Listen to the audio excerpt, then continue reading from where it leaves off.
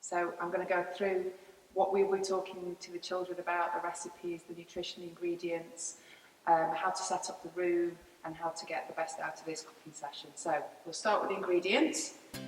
For the base of the pizza, we have Weetabix, we have oats, we have syrup or honey, we have cinnamon, and we have butter. You'll need a kitchen with a microwave to do this session. We just need to be able to melt some butter, so we just need to check that before delivering the lesson. And then after the base of the pizza, we have a spreading of cream cheese with lemon juice.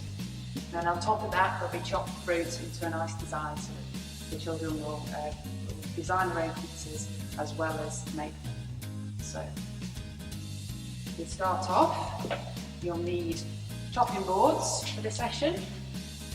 Try and get enough chopping boards so that no more than 2 children are sharing a chopping board. You'll need mixing bowls. If you can use clear mixing bowls for the demonstration, that's always better, so then the children can see what's actually in the bowl. You'll need some mixing spoons. You'll need a plain spreading knife for being able to lay on top of the pizza. You'll need a tablespoon and you'll need cups. So all the measurements on the recipe are in cups. You can get cups with measurements on that will say 1 cup, or if you don't want to go ahead and purchase those, you can just use the plastic disposable cups. As long as the ingredients are in the same measurements and in the same proportions, then those are fine to use.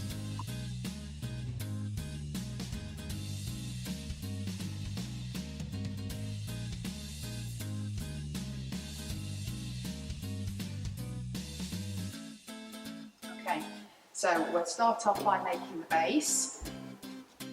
When you're delivering this to the class, you just need to think about the fact that the base needs to go in the fridge while you're doing the rest of the recipe. So if you can get the children to make the base first, whether it's in groups, I'll start off by demonstrating this and then come back to the rest of it. So if you're using the recipe on the sheet, you could probably use a plate to make the pizza. If you want to double up the recipe, you can use a pizza tray and you can make one this size. So depending on the size of your groups, it will depend on what you use. But we'll use the plate for the demonstrations today. So first you're going to get the children to crush their dried ingredients. So we've got the 2 Weetabix here.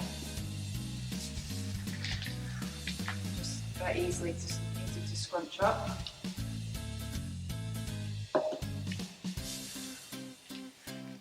What you'll need to do is prepare the melted butter before the session.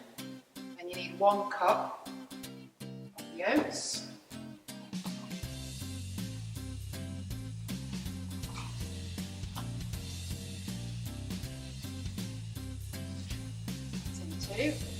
We talk about the dry ingredients, wet ingredients, and the only other dry ingredient you're going to need in this recipe is the cinnamon. So this is for the flavour, for the base.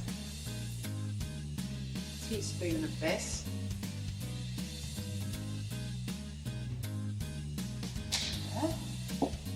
Get the children to give that a stir around. We're talking to them about all the different cooking skills. So this one's all about mixing. They'll be spreading and they'll be chopping. So into the dry ingredients go the melted butter. If you can use a measuring jug for this helps so that you can avoid the spillages. I mean, I'll use this for the demonstration purposes, but use a measuring jug with the children or a bit more easily.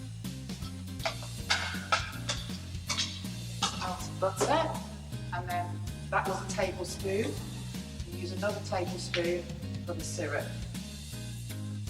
When you're talking about this, obviously we're talking about the food groups as we go along. So the oats and the Weetabix are your starch, your carbohydrates. And then the syrup's the only ingredient in this recipe, which is from the fats and sugars. So it just helps bind it all together.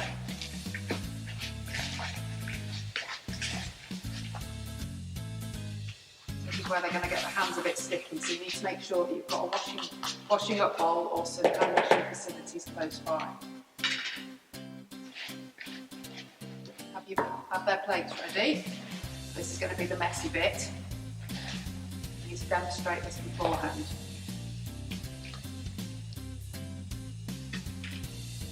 This something that's going to harden in the fridge, so don't worry too much. It's a bit crumbly at this stage. It's like a flapjack really, flapjack base.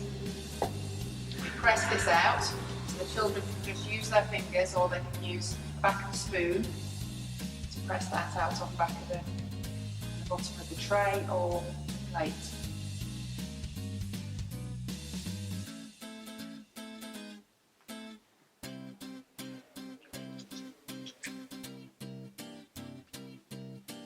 What you can do now with those plates, you're going to need some extra help with this cooking session, so if there's a teaching assistant or somebody else available, they can take these bases away to put in the fridge while you're going through the next step of the lesson with the kids.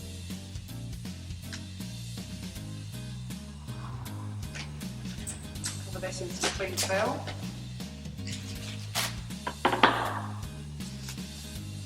Set that aside in the fridge. Okay, once they've completed that step, the next step will be making the base. No, sorry, spreading on the base with some cream cheese. So just a light, you can talk to them here about the fats in cheeses and the fact that you can get a lighter soft cheese. Always talking about the healthy aspect as well as the cooking aspect when you're discussing it with the children, where the food comes from. So you need 100 grams of this.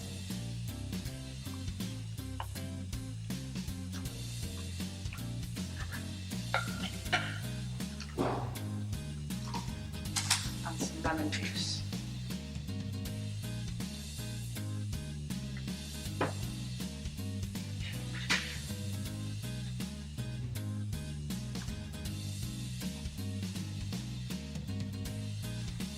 A teaspoon of the lemon juice, and then I can give that a good mixing. So I enjoy doing the mixing. That adds a little bit of tanginess to the cream cheese, and a bit of flavour on top of the fruity pizza. Okay. So once that finished that step, they can retrieve the bases from the fridge, and they will have hardened a little bit. And then if you want to separate those into bowls so that each of them can have a go at the spreading, or you could have some of them chopping up the fruit while some of them are spreading. Half the group with this, because there's quite a lot of steps involved in this process. If you want to set aside half the group for doing a design your own fruity pizza, that might be a good option on this recipe. Spread thing.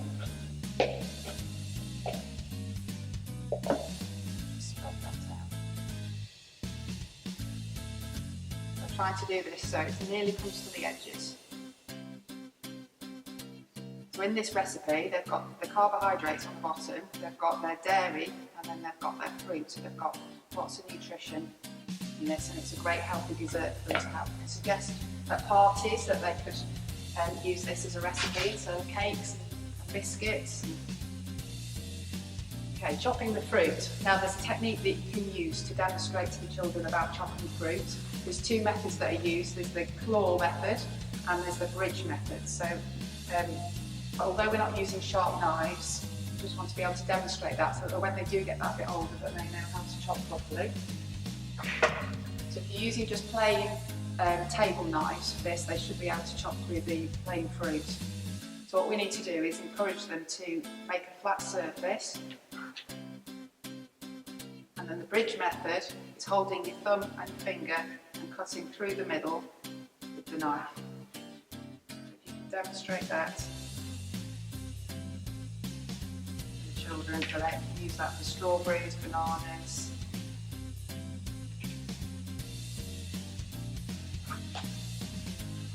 That's the design they want. If you want to make this recipe a little cheaper, you can use canned fruit. So if you want to buy some canned peaches or something like that, again, they're nice and soft and easy for children to chop.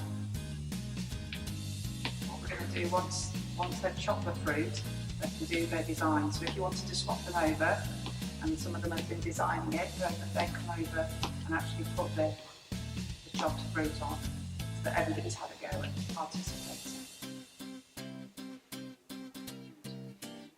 See this, but if you they make pretty patterns, they're going to enjoy it all the more. Blueberries, you can talk about all the different coloured fruit and veg, the more that they have, the more different colours they have, the healthier it is. Just try and get a rainbow. Veg.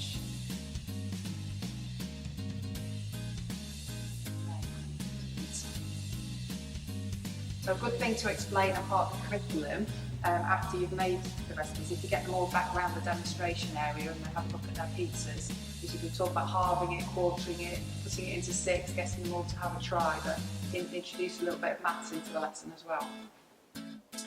There you have it, fruity pizza.